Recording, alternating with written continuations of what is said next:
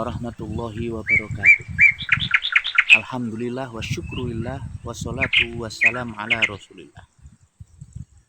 Bersyukur kepada Allah, pada pagi hari ini dulur-dulurku tani kita masih diberi kesempatan untuk menghirup udara yang segar ini. Mudah-mudahan kita selalu diberi kesehatan oleh Allah dan bisa mengerjakan amal-amal ibadah yang diperintahkan oleh Allah dan Rasulnya. Dulurku tani, pada kesempatan hari ini mari kita belajar bersama. Bukan saya menggurui, tapi saya pengen berbagi tentang apa yang saya sedikit mengetahuinya. Kali ini kita sudah lihat, Masya Allah, betapa nikmat Allah yang luar biasa ya. Sawah kita semuanya ini sudah hampir panen, mungkin 20 hari lagi dulur-dulurku tani semuanya pada panen raya. Nah, insya Allah tidak sia-sia usaha panjenengan semuanya selama ini bersabar, bekerja keras, dan waktunya sekarang adalah tawakal untuk menunggu hasil panen yang telah diberikan oleh Allah Subhanahu wa Ta'ala sebagai rizki yang barokah dan melimpah. Amin. Mudah-mudahan sehat semuanya dulur-dulurku petani, dan mudah-mudahan hasil panen kita nanti 20 hari lagi lah mungkin perkiraan bisa panen dengan baik, bisa mencapai panen yang melimpah dan rezekinya diridhoi Allah dan berkah insya Allah. Nah, sekarang bagaimana setelah kita menunggu ini, kita nanti akan panen, bagaimana kita akan mendapatkan hasil ini lebih berkah lagi. Saya sedikit berbagi dan saya tidak menggurui, mungkin sedikit yang saya ketahui, sedikit yang mungkin saya tahu, saya bagikan ke panjenengan semuanya. Allah Subhanahu wa Ta'ala dalam surat Al-Baqarah telah memesankan, berfirman, mengatakan di situ bahwa orang-orang banyak yang mengatakan bahwa jual beli dan riba itu sama. Ternyata tidak. Allah menjawab, ahalallahul bai' wa harrama riba. Allah mengharamkan riba dan menghalalkan jual beli. Ternyata tidak sama. Kali ini saya akan mengupas sedikit tentang jual beli. Ternyata saudaraku, dulur-dulurku petani, enggak semua jual beli itu dihalalkan. Dalam ayat itu ahalallahul bai', Allah memang secara umum mengatakan di situ bahwa semua jual beli itu halal. Nah, kita ingat bahwa Rasulullah SAW juga memberikan sebagai penjelas dari Al-Quran itu, Rasulullah mengkategorikan jenis-jenis jual beli itu ada yang diharamkan. Dan salah satu yang mau kita bahas di sini adalah jual beli muhaqalah. Naha Rasulullah anil muhaqalah. Rasulullah melarang, berarti diharamkan jual beli dengan sistem muhaqalah. Apa itu muhaqalah? Muhaqalah itu sistem borongan, dulur. Borongan itu kalau bahasa kita di desa ini adalah jual beli sistem tebasan. Gimana dulur? Ternyata selama ini banyak ya dari kita yang jual belinya dengan ditebas, no istilahnya. Ini enggak boleh ternyata. Baik yang menebas maupun yang menebaskan, sing dodol ataupun sing tuku, itu enggak boleh sistem seperti ini. Nah, nanti kita lihat kenapa sih kok ini dilarang, enggak boleh. Nah, ternyata muhaqalah ini dilarang karena enggak jelas. Sistem borongan atau tebasan ini enggak jelas. Gimana enggak jelasnya? Biji-bijian itu, padi kita ini masih di pohon. Kita nggak tahu, padahal padi ini luar biasa saudaraku, panjenengan bisa lihat sauli ya, satu uli satu batang ini ada yang isinya 100 biji, mungkin 200 biji, kita kan nggak tahu menghitung itu. Belum lagi ketika menanamkan, nancapkan itu, mbok-mbok yang tandur itu kan nggak tahu kita. Ini aja lebih satu atau dua atau jaraknya bagaimana. Sehingga kalau luasnya 100 meter persegi misalnya, belum tentu hasilnya. Nah, maka ketika panen pun kita jual nggak bisa. Rasulullah melarang hal itu karena apa? Kalau salah menghitung perkiraan saja, nek sing nebas itu perkiraannya meleset, dia rugi banyak. Niku nggih nelongso. Nah, kalau misalnya perkiraannya itu bagus, terus yang punya sawah ini juga belum jelas, belum tahu hasilnya di pohon itu berapa. Ternyata harganya kalau misalnya dibeli dengan cara ditimbang itu lebih banyak hasilnya, nggih nelongso. Istilahnya ngersulo, jatuh. Nah, tadi tak jual dengan cara timbangan jelas dapat 4 juta, gini saya dapat 3 juta. Nah, seperti ini dulur, nggak jelas.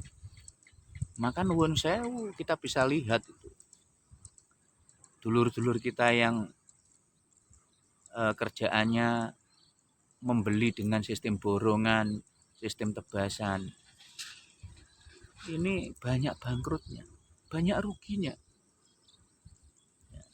Dan yang lebih penting adalah keberkahan dalam usaha kita, dalam pekerjaan kita. Ini dulu yang perlu kita garis bawahi. Kalau hal itu terjadi, karena Rasulullah sudah mengingatkan dari hadis sejak zaman dulu, tidak boleh. Kenapa? Karena nggak jelas. Itu tadi, menjual barang dari pohon. Nah, beda. Kenapa? Kalau kita bawa pulang, kita timbang, nah sudah jelas dapat 1 ton misalnya. Nah, kalau 1 kintalnya 500.000, tinggal ngalikan jadinya 5 juta. Harga sudah di pasaran. Dapat laba atau rugi itu sudah resiko karena sudah jelas ditimbang. Seperti itu.